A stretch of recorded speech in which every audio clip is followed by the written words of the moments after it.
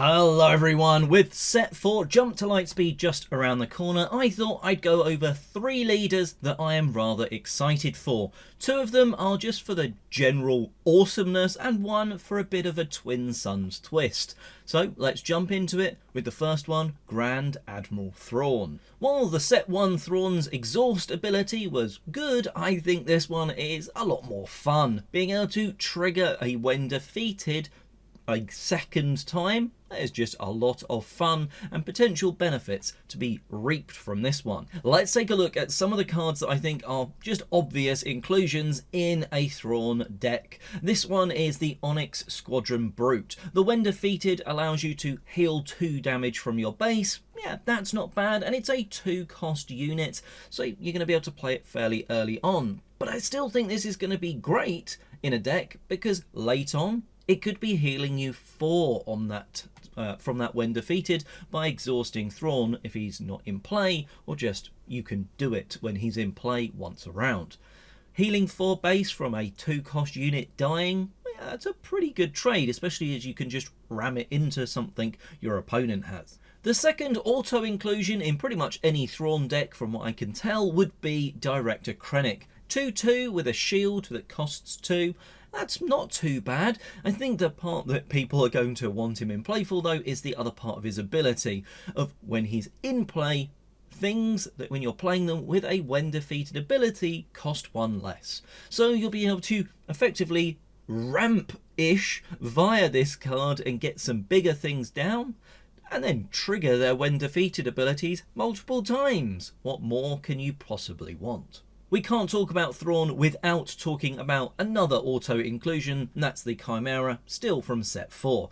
It's got a 5/6 stat line, but who cares about that when it's going to be giving you the potential to bring in a whole host of TIE fighters. So when played, you can use the when defeated ability of another friendly unit.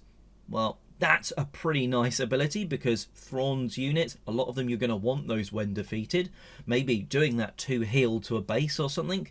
But when this is defeated, you can create 2 TIE Fighter tokens. To me, that just shouts of, ooh, this should be a lot of fun. Because, well, you're going to take this ship out and 4 things, 1 ones, but still 4 ships are going to replace it.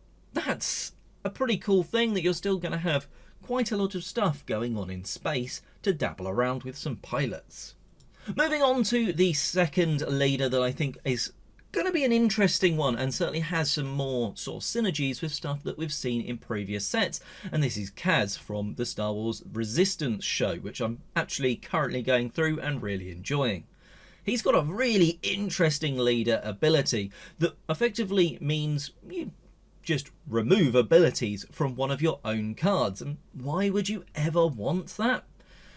Let's take a look at the obvious inclusion is the Fireball. It comes from the same Resistance TV series, so yes, it kind of makes sense that it works with Kaz. It's got an ambush, it's only a 3/3, so it's not gonna, once it's ambushed, it's probably not got much health left, so normally when you get to the regroup stage and you're dealing 1 damage to this unit to itself, it might just kill itself. But Kaz can effectively remove that, so once it's done the ambush, he can then remove the abilities on that on the unit, on the Fireball, and it doesn't damage itself in the regroup phase. So it sticks around for longer, which makes sense because, well, Kaz likes piloting the Fireball. Another interesting card is this Contracted Hunter. Now, I think there's some combos surrounding this card just by bouncing it back to your hand, McClunky style, that sort of thing. But I think it's also going to be good in a Kaz deck because, well, again, in the regroup phase, it wouldn't do damage to itself, it would just defeat itself. Kaz can go, you're not defeating yourself this time. I don't know how Kaz has managed to do that as a resistant spy to this bounty hunter, but he maybe has talked to him nicely, or BB-8 has threatened him. I don't know, but either way, not losing a 4/4 that's ambushed in at the end of a round, I think that's a pretty good win for Kaz. The final Jump to Lightspeed card that I think will work in a Kaz deck is this Stolen AT Hauler. It's got a pretty cool stat line for a 3 cost of a 4/5. And I think it's all about that when defeated ability that is making it suffer. So normally you'd have to choose an opponent and they can play it for free from your discard pile. Now, normally you'd have to time that super well, otherwise if they're still playing that round, they've not taken initiative, then they're going to get a free ship out of it. But Kaz can remove that ability, so once it's been defeated, it's just going to your discard pile. I think he could therefore get some use out of this one. Looking back to a set that I think is overlooked a lot of the time, somewhat rightfully so, Shadows of the Galaxy, we have the Fugitive Wookiee. Well, it's got a bounty that means it normally, when your opponent will kill it, probably one of your units is going to get exhausted. Not fantastic, but an okay turn 1 play. Well, this turns into a decent turn 1 play as Kaz can remove that bounty.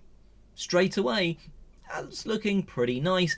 So you're getting a 3/3 for a 2 cost, which is, well, yes, effectively making this a yellow battlefield marine. But I like the idea that a Kaz person that's running this could use this almost bounty free.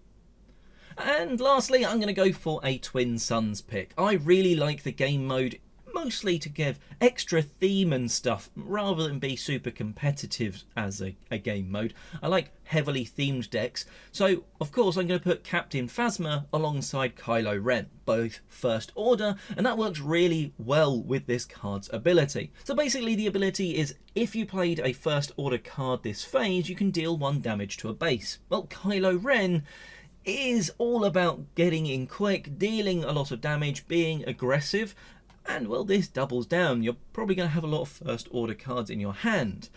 And there's some other combos in there. From this set, jump to Lightspeed, we of course have the First Order Stormtrooper.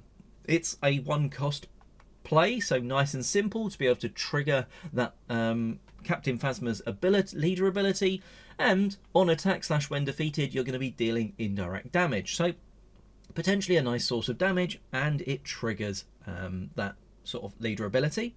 And also being a 1 cost means there's the potential to play multiple things, slimming your hand down for the Kylo deployment. Of course, there's also the First Order TIE Fighter, another 1 cost, so if you've put a green base in this Twin Suns deck, this is perfect.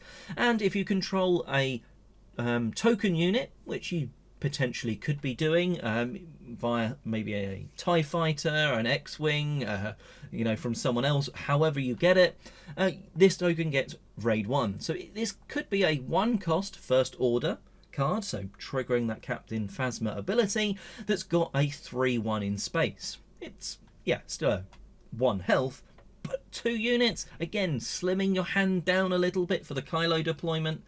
And talking about Kylo, the Kylo's TIE Silencer, I think, is just going to be even better in this deck than before, because again, First Order, you play it, you can ping a damage, but you can be also still playing it from your discard pile, so you can have triggered Kylo's ability, giving something a buff, then play that, pinging the damage from your other leader. There's some definite synergies in there with those 2 leaders, and I really like the fact that there's going to be even more Twin Suns goodness. And I also like the fact that in previous sets, a lot of the time I've gone, right, these leaders are from this 1 set, they go together, but not so much across sets, whereas this would be a Twin Suns deck from set 2 and 4 leader wise. So I like the fact that there's going to be some mixing and matching and stuff going on, so I really like that.